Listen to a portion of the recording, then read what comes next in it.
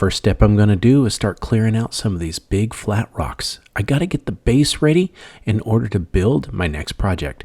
What I got to do also is get the loose debris out of the way. Using a rake, just scrape it to the sides. Next, I'm going to grab a shovel and clear all the sandy soil away because I need to get to a firmer base.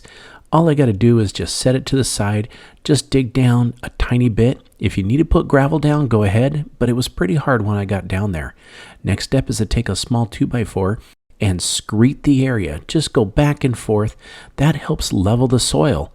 Once I get it all cleared and put a level on it, I want to make sure it is nice and level. Now it's time for the first block. Put that down, shake it a little bit so that it feels nice and firm. Now it's time for the second one. We're going to put this one right next to it. Make sure it's level. If you have to add more soil or anything, go right ahead. If you dig down too far, add a little bit more sand, a little bit at a time, and pat it down.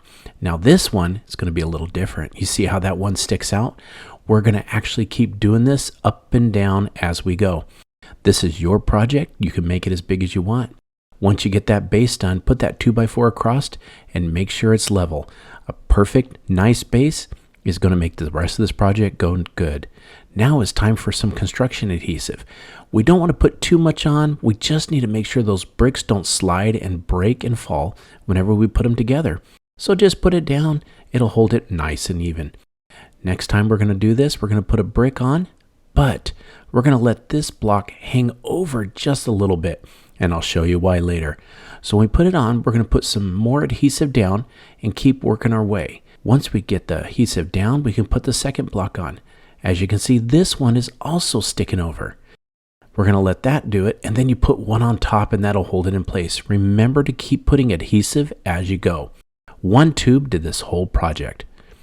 Once you get that up, make sure it's nice and level and even with each other, and then I cut a nice big piece of redwood board that fits on top. Make sure once it fits that we put it back up, put some adhesive underneath, and fit it on place. But we're not done yet. It's time for spring, so we got to put some flowers out. I grabbed these from the hardware store, and I go ahead and separate the roots a little bit and put some nice potting soil in. The better the soil, the better it sticks.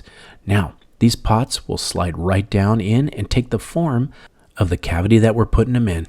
I'm going to go ahead and put these in all the little cavities that are sticking out, and it's just going to look great. Remember, not too much, just slide them down. Remember that empty spot? Well, look at this. Now I've got a wonderful concrete planter out front, and it looks great, and it's really inexpensive. It's a great little side table for me, and I love it, and the family does too. I hope this inspired you to build your own cinder block planter stand. The first part is making sure that the bottom is flat and level. When you're stacking the cinder blocks on top of each other, always make sure you use an all-purpose construction adhesive.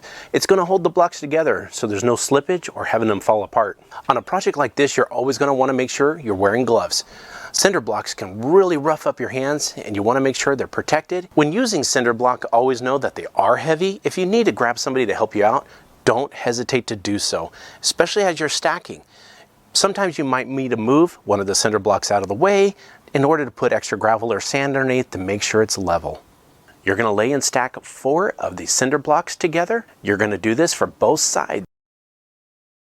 Every time I put a brick down, I always want to make sure I take my level and just make sure it looks good. On this, we want to make sure everything is flush, looking good. And again, remember, 4 cinder blocks on one side, 4 on the other, stacked on top, with adhesive holding it down. Once we get the 4 cinder blocks as a base, then we're going to take 2 more, turn them the flat way. Use the construction adhesive, lay it down, and put the bricks on. These are going to lay sideways, facing each other. You're going to use 2. By the time you're done, you'll have 6 of these stacked on top of each other. Okay, we've got our base now. We've got 6 on this side and 6 on the other. The next thing we're going to do, on the back half of the last cinder block, we're going to put some construction adhesive and lay this cinder block facing up. This is going to be our backrest. Now that we've got our cinder blocks in place, you're going to use a total of 7 on each side. The next step is putting the wood in. I went ahead and went with this landscape timber. It's already stained. It's going to go good with the outdoors. You can use a 4x4 piece of pine if you want. Just make sure you stain it. But this is the nice part. You can use somebody to help you out and put it in. I like to do it by myself because I want to surprise the family in just a little bit. The way to do this is to stick the board in one end, slip it through, and then bring it back the other way. Here we are. I'm going to put the last board in, and this bench is going to look great. When we come back, I'm going to clean this area up, and I'm going to show you the final project.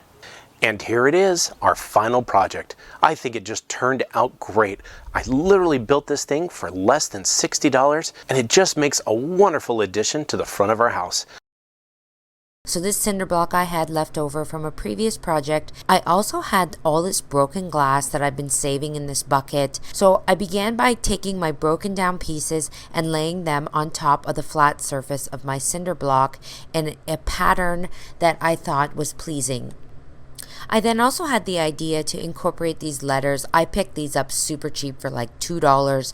They were left over from a letter board and the letters didn't get sold, so they just wanted to sell them off super cheap at a home decor store. So I placed them here in the word bloom on top of the cinder block. I did have to cut off the piece that goes into the letter board so that they would sit more flat. And then I continued to layer in my pieces of broken glass in a pattern that made sense to me and that looked good. So I had all these pretty flower pieces from a broken teacup. I layered these on, and then I took some liquid nails, and then I just began applying the pieces down piece by piece, making sure that they were glued securely. You don't have to worry about over oozing glue underneath of your letters and your pieces because I am going to go ahead and cover this with grout, so if the glue oozes out, it's not a big deal. I made sure to let the liquid nails set for at least 12 hours. Once the glue is set, I came in with this pre-mixed grout, and then I began to grout over top of the broken glass and the letters. You can use regular grout that you have to mix yourself. I just find the pre-mixed grout super easy to work with. It's ready to go, and then I can just continue on with my project. So I used a putty knife, making sure that I got it into all the cracks and the grooves in between the glass pieces and my letters. I did go very heavy with the grout just because I wanted to make sure that it got into all the cracks and grooves. Then I took a wet sponge and I began to sponge off the majority of the grout to reveal the glass and the letters underneath. And I continued working until you could see all of the glass and the letters.